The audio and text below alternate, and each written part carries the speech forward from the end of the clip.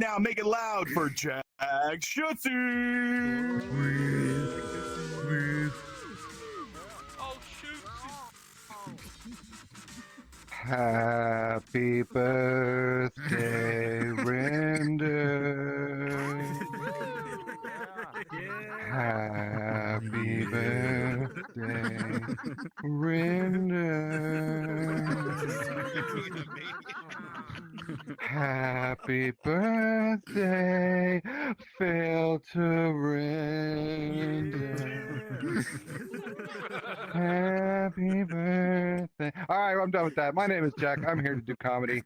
Man, Kyle did mention I did a very sappy post about how like I was having hip surgery and how it meant a lot to me and how I really wish people paid more attention. Kyle gets up here and's like, I don't know, he fucking broke his hip or something. I was like, oh, thank you, Kyle. I really appreciate the sentiment.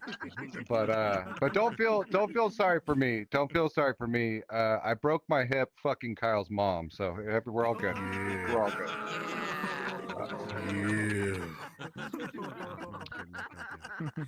Yeah. Moving on. Okay. So I tried to write. Kyle knows I write a lot. I write a lot of jokes, and sometimes sometimes I struggle. And I was really trying hard to write like new jokes this week, and all I came up with is tax that ass and tariff that pussy. I don't know what that means. And I'm going to levy this dick into your butthole. That's what I got. Levy this dick into your butthole. That's what I have this note.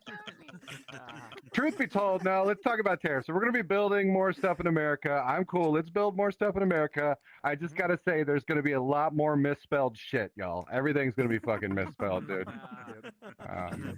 And I can say that I'm the worst. I am the absolute worst. I was doing a salon-based comedy show, and I discovered very quickly I can't spell the word scissors, like at all. like not even spell check was just like, I got nothing, bro. I got nothing. Fucking spell check. Yeah. And can you imagine these like weak ass TikTok kids having to work in a factory? That shit is not gonna work, dude. They're gonna be like tearing off their arms and machines and shit. Like, I can't even see them getting fucking interviewed. Just someone up there. Okay, it says here under special skills you listed selfies and skibbity riz. We are fucked, y'all. We are fucked, y'all. Dr. Oz. Dude, this is all shit from today. Dr. Oz got confirmed to lead Medicaid and Medicare for the United States today. Dr. Oz. I'm not even fucking around. We got TV doctors. We got TV businessmen. Kid Rock was in the White House. I just got to say, at this point, how the fuck is Judge Judy not in the Supreme Court? That's the one thing we could all agree on. That could save this country. If anything could unite us together. Judith Susan Scheindlin. I bet you guys didn't even know that's her fucking name. I looked it up. She's the only person who can save us. Miss Scheindlin, please come off your ivory tower. Save. How about Woody from Toy Story for Attorney General? You know, there's a crook in the White House. I don't know. Moving on.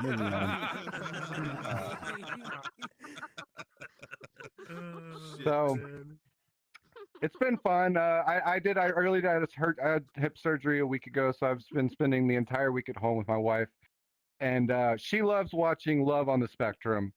I know there's a lot of people here on the spectrum, so I'm sensitive to talk about this, but she watches Love on the Spectrum, and I try to watch it, but I feel like I'm enjoying it for the wrong reasons. You guys know what I'm talking about? Like I don't feel like I'm getting the true spirit of the show. And I can't help notice this isn't love on every spectrum. This is love on a very rich spectrum. These kids are going out on fucking fancy dates. Their parents have them in these like fancy condos like old people. Dude, there's a whole nother version of Love on the Spectrum, but there's just a lot of like dark rooms and crusty socks and like really touchy uncles. That's Love on the Poor Spectrum, y'all. That is the one I want to fucking see. Dude, that is the real shit that we are being denied. We're seeing this sensitive bullshit. They take them to zoos. Why do they keep taking them to zoos? Is that to like make them seem more human in comparison? I just don't really understand what's going on there. So This is true. I wrote that joke yesterday, and it was after my wife and I, we had our first date night in a week. We kind of we left the house and I had dinner, and I'm on crutches, so we basically just went immediately home to watch Love on the Spectrum. And so we're sitting there watching Love on the Spectrum on our big old TV, and I'm sitting on the couch, and I realized like we had just gotten, this is like the second part of our date. We went out to eat dinner, and now we're making Legos, and we're basically just staring into a mirror at that fucking point. Like my wife and I fucking, like we are Love on the Spectrum, dude. And this was last night, right? This was last night. I kind of like, I wrote I wrote those notes on my phone, and I thought that shit was funny, right? Right before this show, season 3, episode 5. You can look this shit up. We're watching it, and Katie and I have been to Greenville, South Carolina, one time in our entire lives, and it was about 6 months ago. And we're watching this show, and it zooms to Greenville, and they go on a date to the one park we've been to and sit on the same fucking bench we sat on 6 months ago. Wow. And what's the crazy thing is, that's a fucking not a joke, because I don't even have a punchline for it. All I have is I was gonna try and finish that bit with they really take them to these fancy dinners, and I think it's kind of pointless because they always order fucking chicken fingers. They're gonna order the chicken fingers. We know that's how. If you ever want a white van, an autistic person, it's not candy, it's chicken fingers, dude. You fucking get them chicken fingers. That's what I call them, Aussie people. I'm inventing words up here, Aussie people. I'm sorry, Kyle. I'm sorry. I know he's autistic too, so we're all working. We're all getting through this. We're all moving through it. Everyone's just self-diagnosed with autism these days. I think I might have it. You know what's funny is I get up here and riff. Kyle can attest to this. I get up here and I'm riffing. I'm having fun. That's because I have like a script. Off stage, I can't even stare people in the face. I haven't even said words to Kyle in real life.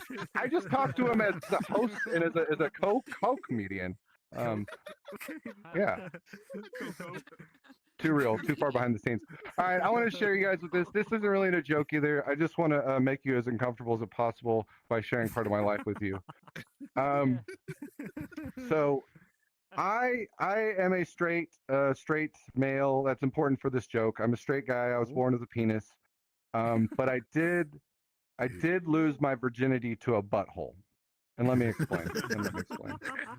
So, yeah, yes, I did. Yes. So when I was in high school, I was dating a girl, and she had this deal with her dad, where if she would save her virginity all the way to till she graduated high school, her dad would give her $1,000. And all I got to say is, parents, never make deals with your daughters. That was not the purpose of that deal. I don't think that he was going to be picturing her getting things in the pooper and stuff when he made that deal. So anyway, so let me explain to you. I'm not really going to go into the act. It happened, whatever. I want to talk about how I felt afterwards. I was sitting in a cul-de-sac, smoking a cigarette, just very contemplative, and I was just like, and this is what I honestly was thinking is did I lose my virginity tonight? Did I actually lose my virginity? And then also, does this make me gay now? Am I gay because I lost it to a butthole? And it was just me, myself, my thoughts, and my stinky penis. I had nicknamed him Sergeant Stink Dick.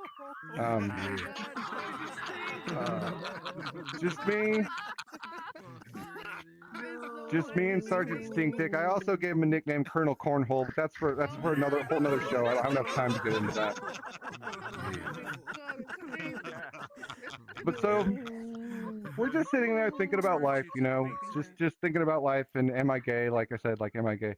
And I realized, here's the deal. It has affected me. It's affected, for my entire life. I sort all my lists by descending order, 2 then 1, and then anytime I play golf, I always play the back nine first, obviously.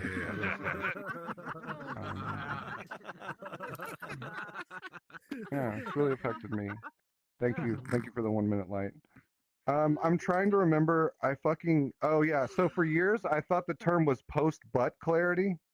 And I've been I've been waiting. I've been holding on to this story for years. Like I've been doing comedy for 4 years, and I never even talk about this, but it's true. But the reason is like there's no statute of limitations on embarrassment. Like it doesn't expire. It doesn't expire. I will say though, I did discover something about myself. I did lose my virginity that night, but with an asterisk. A little brown, stinky asterisk. All right, thank you guys. Happy 5th anniversary. Kyle, you have a wonderful time. Ladies and gentlemen, whistle, hoot, and holler, and clap your real hands tonight for Jack Schutze in the house.